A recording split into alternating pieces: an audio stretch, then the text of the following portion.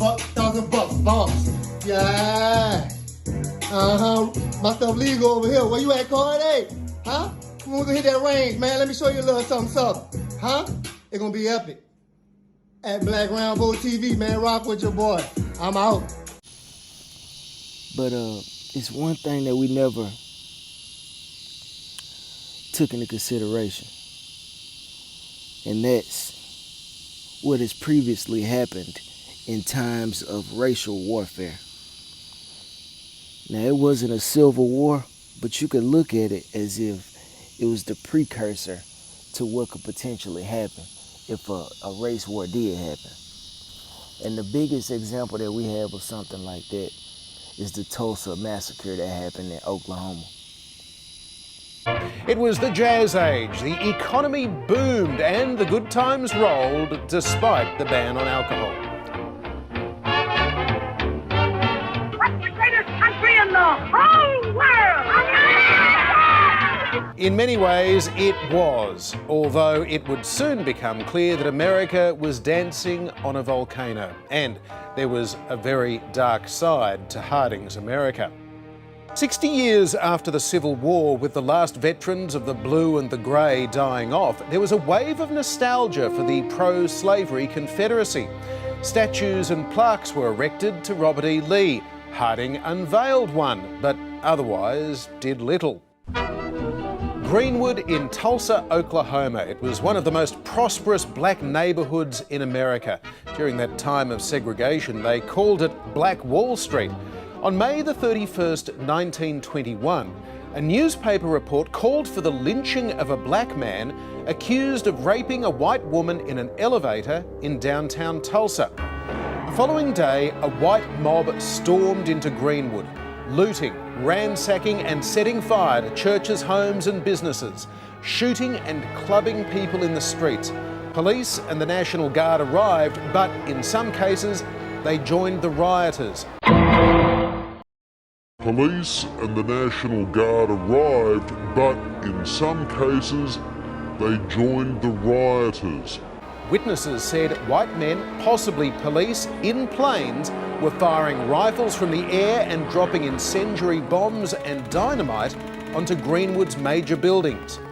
Witnesses said white men, possibly police, in planes, were firing rifles from the air and dropping incendiary bombs and dynamite onto Greenwood's major buildings. They called it a race riot. It was really a massacre. 300 people were dead. 800 more were hospitalised. 2/3 of the population, 10,000 people, were left homeless. 35 blocks of Greenwood were levelled. In October 1921, Warren Harding became the first American president to give a speech condemning lynchings and segregation. While historic, they were just words.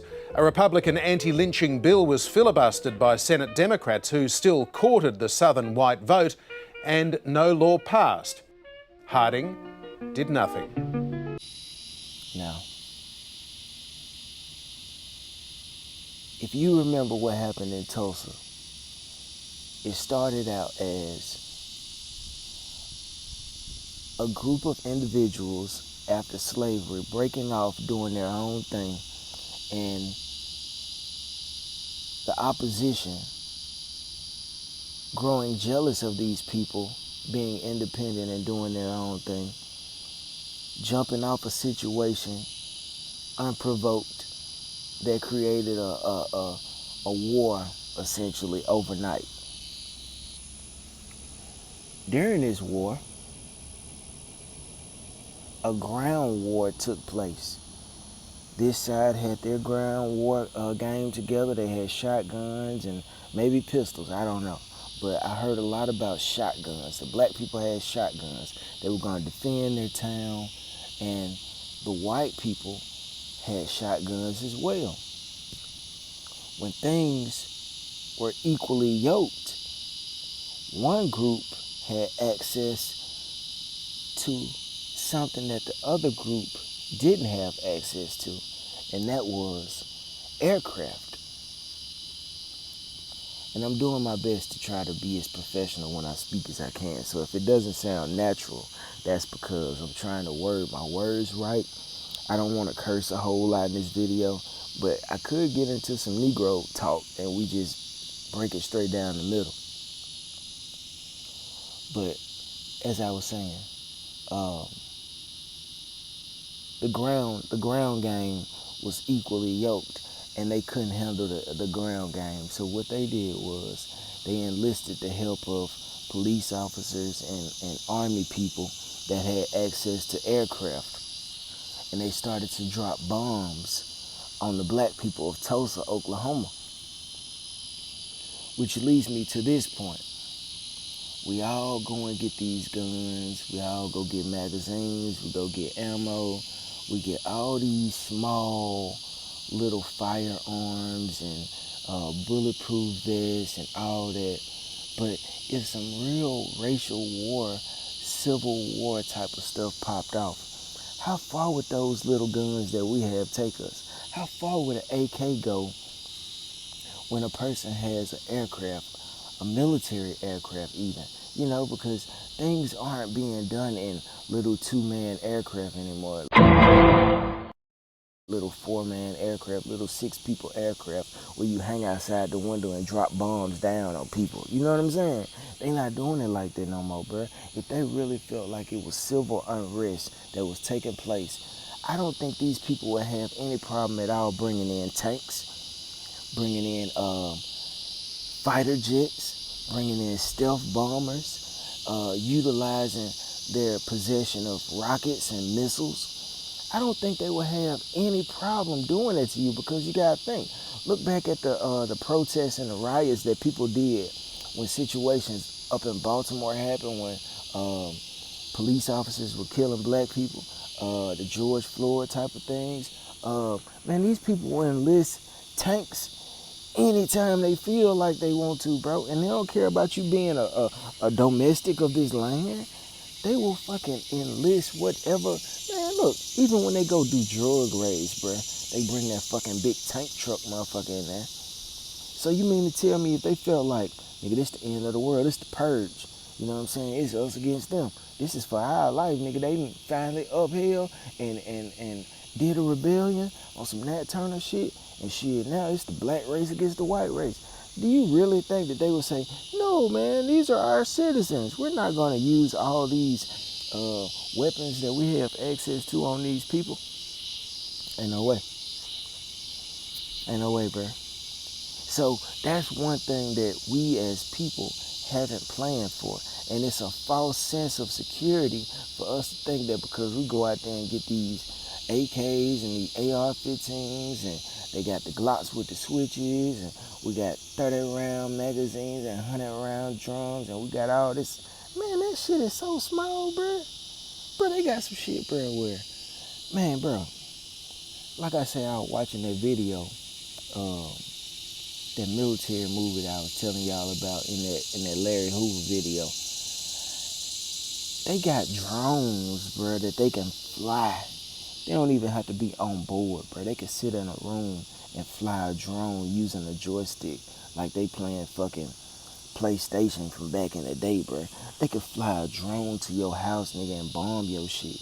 What is the MQ-9 Reaper capable of surprising? The MQ-9 Reaper is a modular reconnaissance attack drone that was developed by General Atomics Aeronautical Systems. The MQ-9 Reaper is based on the MQ-1 Predator aircraft.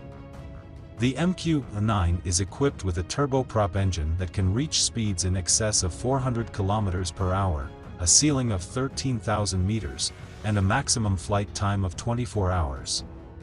The MQ-9 tactical unit consists of several unmanned aerial vehicles, ground control station, communication equipment, spare parts, tools and accessories, and maintenance personnel. The drone crew consists of a pilot and an electronic systems operator. Depending on the mission, a military drone can carry a variety of combinations of weapons and electronic equipment. That's how crazy the military weapons are, bro. That's how far firearms and war materials have come these days, bro. They ain't even gotta be around, bro. They could fly a drone from United States over to whatever land they want to fly. They could push a button and they can launch a rocket with GPS coordinates that'll splash right in the middle of fucking Compton and Crenshaw if they want to, and they could be in Washington, D.C., bro. You think if these people got rockets and stuff that'll reach North Korea and Russia and all these places, you don't think they can reach 1,000 miles to where you are if you want to spark something up? And that's the thing that we haven't prepared for, bruh. We don't want no war with them folks, bruh. I ain't saying we pussy, but the only thing that can save us when you put arms against arms, like you do the weigh-in for a boxing match, the only thing that will be able to help us will be God. Because I don't know no black people that own no aircraft. I don't know no black people that, well, you might own the aircraft, but how many of y'all actually know how to fly your own aircraft?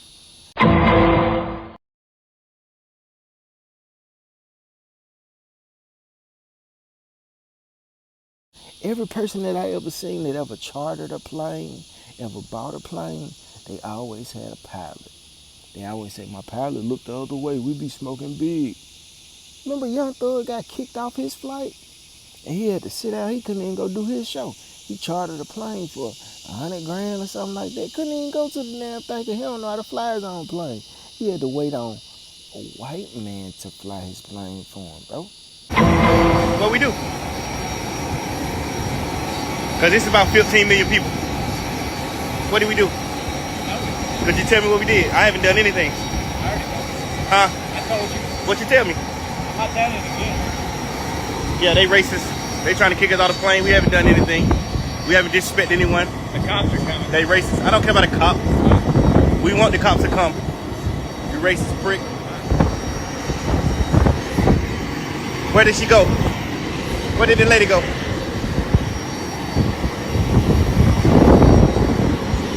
They said we disrespected them. We haven't disrespected anybody. His name is Alex. He's racist. He's disrespectful. We haven't did anything to disrespect him. We're not getting off this plane. We're not getting off this plane. We don't care how many police you call. You call 62 million police. We don't care, prick. Yeah, we haven't disrespected anybody.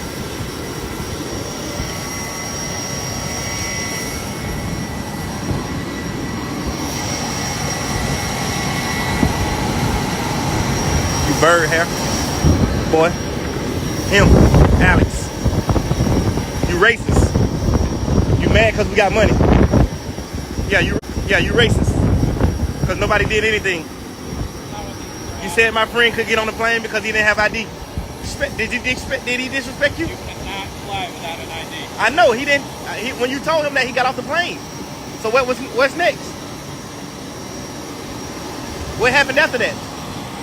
Because you told him he couldn't get on the plane without ID. He got off the plane. So what's next? What else happened? Right, you can't tell me nothing else that happened. You racist as fuck. Your wife should leave you. You racist. Maybe your wife is white too. Maybe both of y'all racist. He didn't do anything. He just sat in the seat. He honestly can't tell y'all what we did either. Neither one of them can tell y'all what we did. We haven't did anything. If we did anything, we would have definitely left. It's definitely a million planes to get on. But we haven't did anything. We don't care about y'all calling no police, none of that. Y'all call all the police. Y'all can call 62 million police. We don't care. We haven't done anything.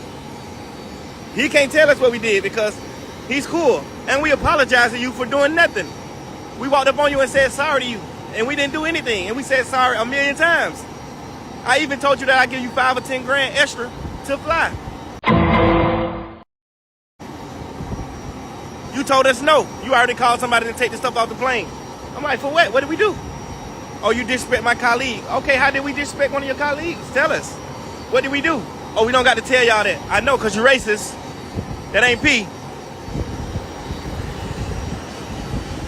You're a racist prick.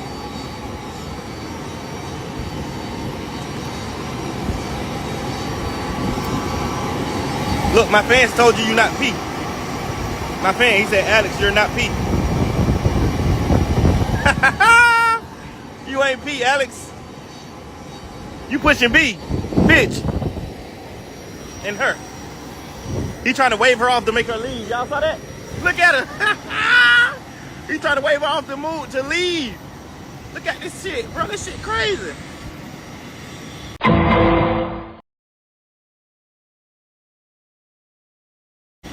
Did y'all just see him wave her off, told her to go back in? That's crazy, bro.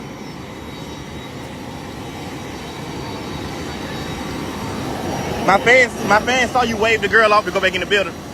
Yeah. Why'd you wave her off? Because she doesn't need to deal with this. Deal with what? She the one who got her kicked out of the plane, right? Why don't she need to deal with it? Are you racist? We beg and plead for you to fly us. We haven't done anything. We beg and plead for you to fly us. We haven't done anything. Hey, bro, come on now, dog. Come on, man. You can't even tell me what we did. What did we do? I already did tell you. I just told you before you started filming. You ain't tell me nothing. Okay. That nigga said he just told me before we started filming. This shit crazy. Oh, Alex, look. This is Susie. He a rapper. He's verified. He said, Alex, you're not P. That means you're not player. You're not cool. You're a bad guy. You're racist. Ain't nobody when they got no pilot licenses, bro. Nigga, Bessie Coleman and the Tuskegee Airmen, them the only people that we know that really do this shit. But on the other side, you got people like fucking Harrison Ford and fucking, who else was that? Mel Gibson or somebody that's always crashing their plane into the fucking side of hills and shit, but never die. He is certainly a legendary action star. Harrison Ford as Indiana Jones, Han Solo, and quite a square for him landing on that California golf course. Experienced pilot, not his first crash, actually. This morning he's recovering in the hospital. The injury is not life-threatening. ABC's Nick Watts starts us off from the scene of the accident. Good morning, Nick. Good morning, George. Well, that is what is left of Harrison Ford's vintage airplane pancaked on a golf course here in West Los Angeles. Now, Ford, who had recently wrapped filming on Star Wars Episode 7, was indulging his other great passion in life, flight, when disaster struck at about 2:15 in the afternoon. I hope he's gonna make it, dear. Watch this small plane. Harrison Ford at the controls, clipping trees in the distance before it goes down, caught on video by a stunned onlooker. Oh, no. Oh, no. Just seconds after takeoff, the engine failing, listen to Ford's voice as he radios the tower for help. 53178, engine failure, immediate return. Ryan 178, runway 21, clear to land. Let's go to 3. Ryan 178, runway 3, clear to land. But he can't make it. It looked like it was short of the runway. Crash landing on a golf course fairway. Startled golfers, including a spinal surgeon, rushed to the downed World War II era plane. He's obviously an iconic individual, and when he laid there, as I was just kind of trying to check his airway and his blood pressure, and it was obvious his face, it was Harrison Ford. He's conscious, breathing. I stabilized his neck, which is a common area of injury. He was, obviously moaning and in pain. And my task, if you will, was to get him out of the airplane in a semi-urgent manner because the fuel was leaking. Paramedics quickly on the scene, strapping the 72-year-old movie star to a gurney. Why, yes! Land, no! Unlike his character Indiana Jones, Ford is an experienced pilot. He owns 8 aircraft. He's been flying since the 60s. It's an airplane that's as old as Harrison Ford is. When airplanes or engines are that old, they do have a tendency to fail. Ford's son Ben tweeting from the hospital last night, "Dad is okay, battered, but okay. He is every bit the man you would think he is. He is an incredibly strong man." Now, the NTSB is still trying to figure out exactly what went wrong here. No fire, that might be a clue, but this could have been a lot worse. About 200 feet from Ford's plane, that's a house right there. This is a heavily residential area. The fairway was by far the safest place to crash land. Good thing Robin? for his experience. Yes, all right, Nick, thank you. Always getting broke up and shit flying their own planes. How many of y'all know how to fly a plane, bro? You can shoot a chopper, but a chopper ain't gonna fucking reach up there. They dropping bombs, bro. They were dropping bombs in Tulsa. That's in the 1920s, nigga. It's 2024, nigga. It's been 100 years. Can you imagine what they been doing? And the second thing, like military formation, bro. Like, if some shit popped out right now and everybody said, all right, it's the black against the whites. They just put the purge call out. Every city, every state, get with your black people in your community, get with your white people in your community. What's finna take place? What's gonna go down, nigga? What we doing? What we doing? They just put a bulletin out on the TV, on some purge shit. Nigga, we have no fucking skills as far as formation. Meanwhile, police also want you to see this next video.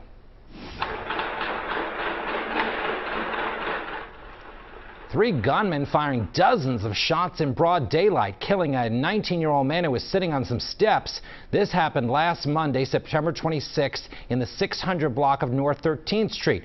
Police say the gunmen were driven by a fourth person in a dark-colored Nissan Altima. The same car is believed to have been used in another shooting last month, also on North 13th Street. 2 teens and an 8-year-old girl were wounded in that shooting. There's a $20,000 reward in this case.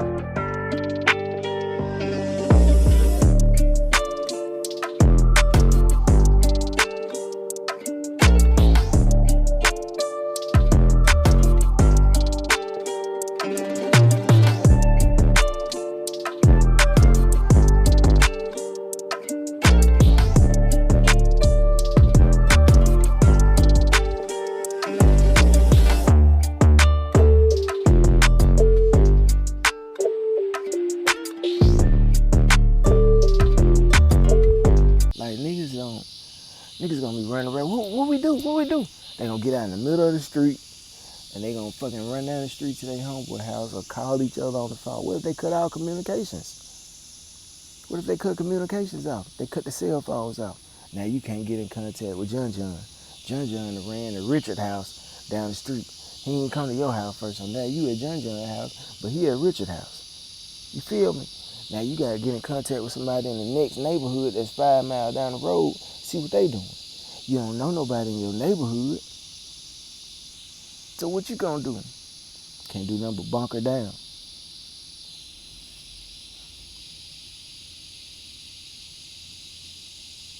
Then what about all your people around you?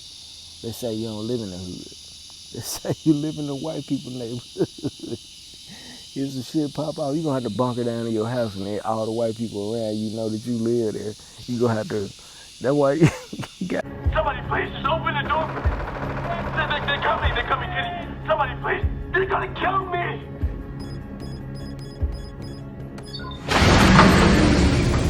What the hell?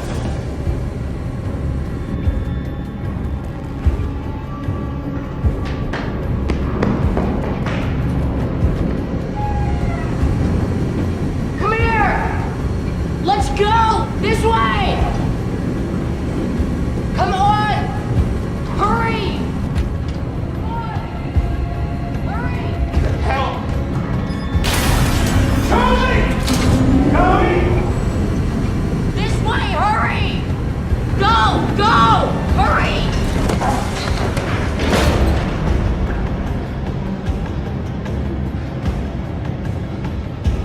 What the hell's going on?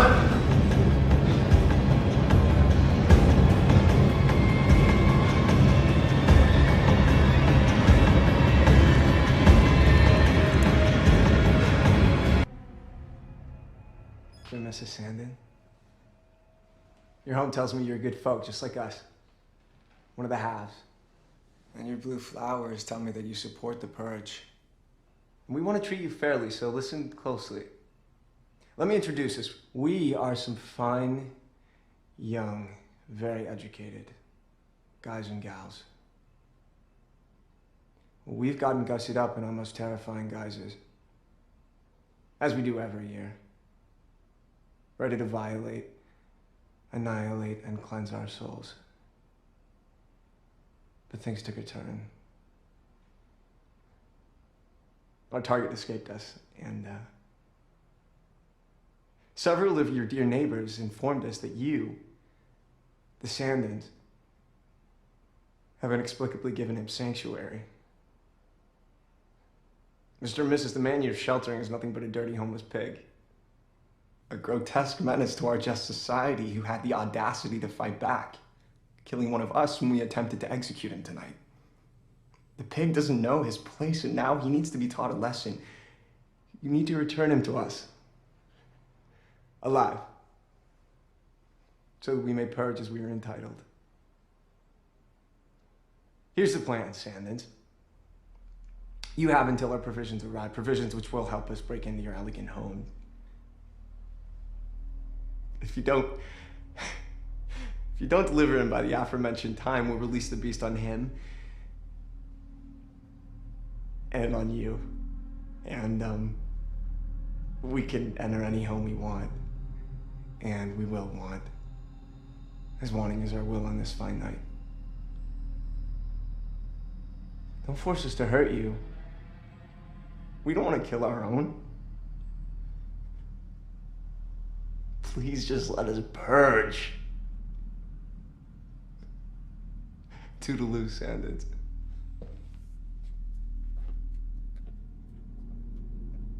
Cut it now. I meet some people in your neighborhood, so all y'all could be on one accord, man. Some shit pop out. Hey, we gotta get out of there, man. We gotta do what we gotta do. Link up or whatever. It's just, you feel me? Bro, it's crazy, bro. And all the celebrities, all the celebrities and shit, they live in these big ass gated communities and shit. They security would be locking down their house and hoping that the people that they live in this gated community with don't come over to their house in the purge. Remember how the purge was? When everybody had to things that came down on their windows and shit, that's the only saving grace for them. Cause if you live on a golf course and ain't never white people around you, and they got guns and they safes and shit, they gonna come get you. So, was it safe for you to move out the hood? But the hood won't allow you to be in the hood, because the hood will rob you right now while the purge ain't going on. So it's like, it's a catch-22, bro. You feel me? Like, bro, we so throwed out, bro. We so throwed out. We ain't ready for no civil war. We ain't ready for no race war. We ain't ready for none of that, bro. I'm telling you, bro. And Tulsa, Oklahoma made me think about how ready for a civil and race war we are not. Because nobody knows how to fucking fly a plane. And that's the number one thing that could be our saving grace. I mean, Rick Ross and them got these jets. Does Rick Ross know how to fly a jet? I mean, this fucking... See, the difference is, bro, when these white folks go get money, they don't go buy jewelry and shit like that, bro. They be doing shit constructive, like getting a pilot's license and shit like that, like Harrison Ford went and did. They go and do extracurricular type stuff, bro. Like, it's not for flash and show with them, bro. Like, they actually go and put their money into shit that could help them. You know what I'm saying? And all this shit's gonna hit the fan one day.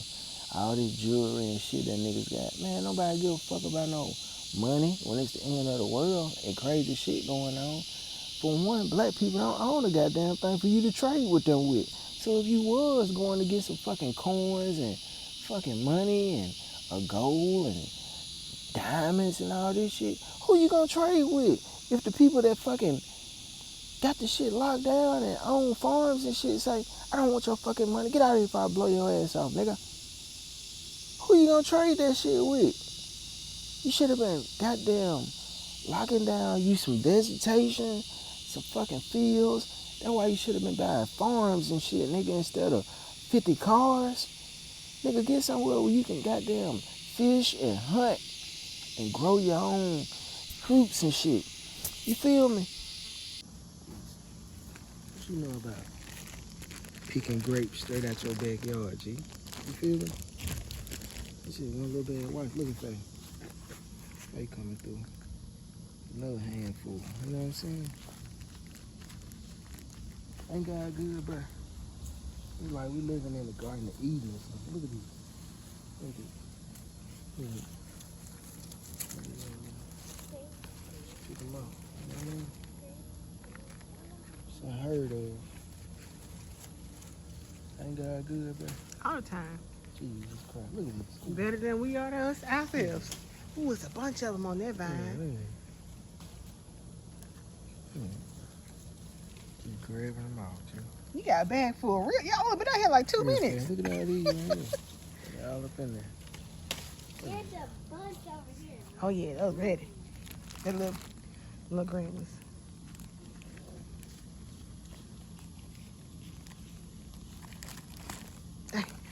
Y'all go. The bag full. Uh-oh. No more. Uh-oh. Look at that. Fresh bag. Nice. Some sticks. Straight out the tree. Eat it. Got seeds in it. But that one is natural though. Mm-hmm. I want to try to eat one. Look at all these pears on the ground. We just picked some up. They everywhere.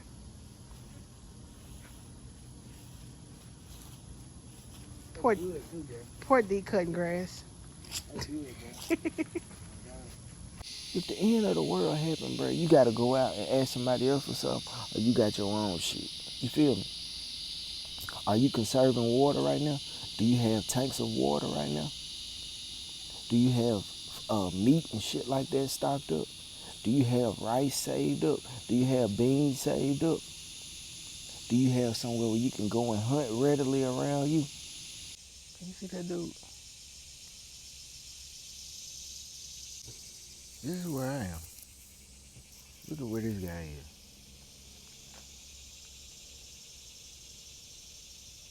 Look at him. Just chilling. Now watch this. I'm gonna start cutting my yard. Watch him. Blowing my thing. He don't even move. Watch.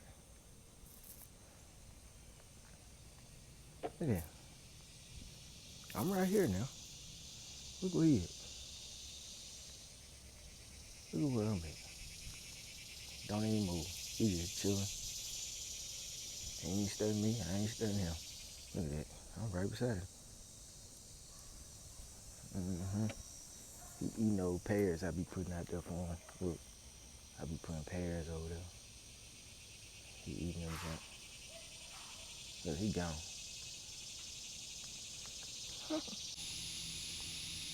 Think about all that before you talk this race war shit, bro. It's better if we keep this shit the way it is, because if they start dropping bombs and taking out whole cities, bro, we ain't ready for that. You can't shoot no chopper or no Glock with a switch up at a motherfucking F-16 fighter jet. That's all they shit, bro. Even the black people that's in the army, bro, they gonna follow the orders of their commander, because they don't want to die. Most niggas ain't ready to die, bro. Most niggas ain't ready to die. Most niggas will do anything in the world to keep from dying. That's why you see all these gang members put their hands behind their back when the police pull them over. Because ain't nobody ready to die. Niggas are afraid of death, bro. Period. Niggas afraid of death, bro. Niggas don't want to die, bro. You know, that's just a fact. Niggas are afraid of what they don't know is on the other side. Niggas don't know if they're going to hell. Niggas don't know if they soul just gonna float up in the air. Niggas don't know what. Niggas don't know what's gonna happen. So, I mean, we talk this shit all day, man, you know what I'm saying? But very few of us are ready to die behind some shit, you know what I'm saying? Man, I done, you know what I'm saying? I done lived. I done been beat up. I done beat up motherfuckers. I done shot at people. I ain't never been shot. But, I mean, what else can I go through? I done been broke before. I done had money before. I done had kids. I done been cheated on. I done cheated. Man, what else is there for me to do but to keep on working every day, going to work, coming home, paying bills, living, get a little pussy. You know what I'm saying? I mean, get drunk, smoke a little weed. Shit, I mean, fuck it.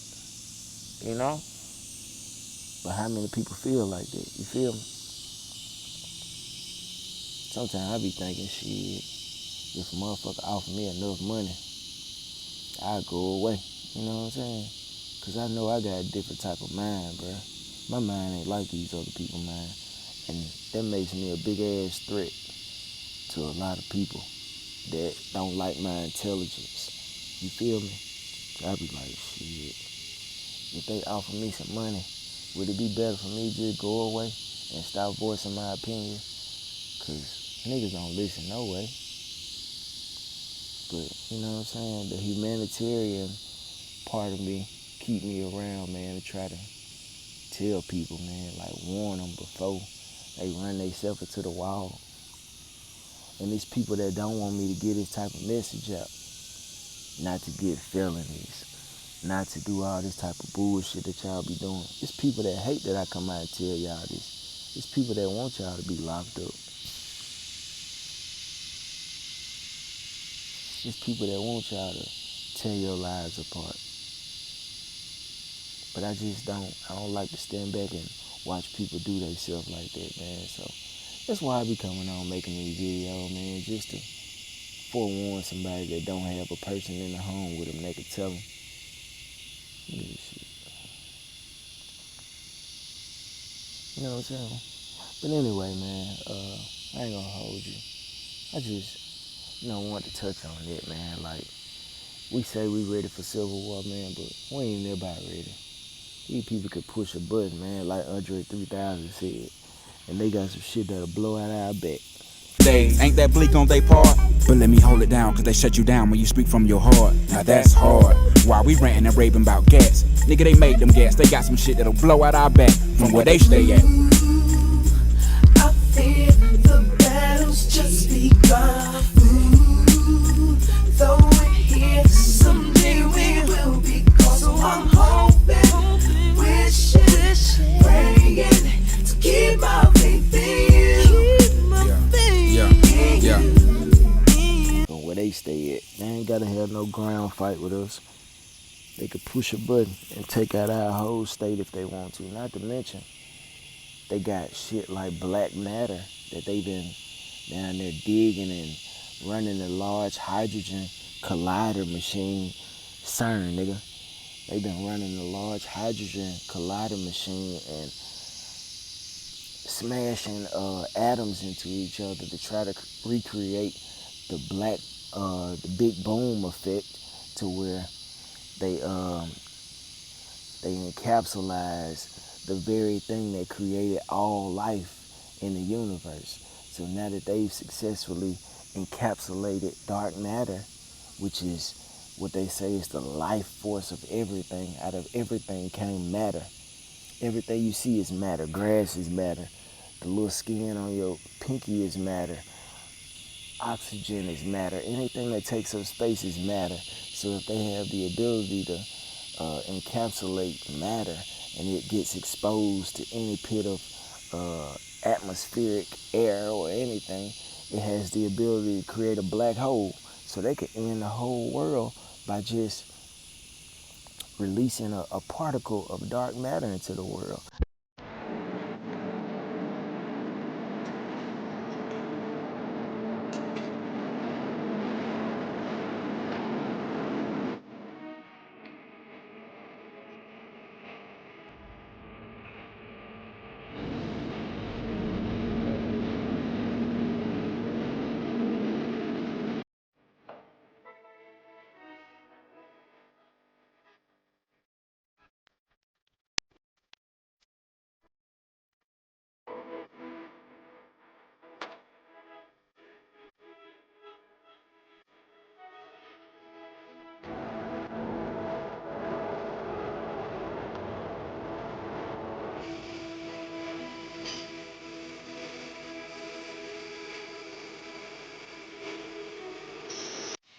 So, here's what you do.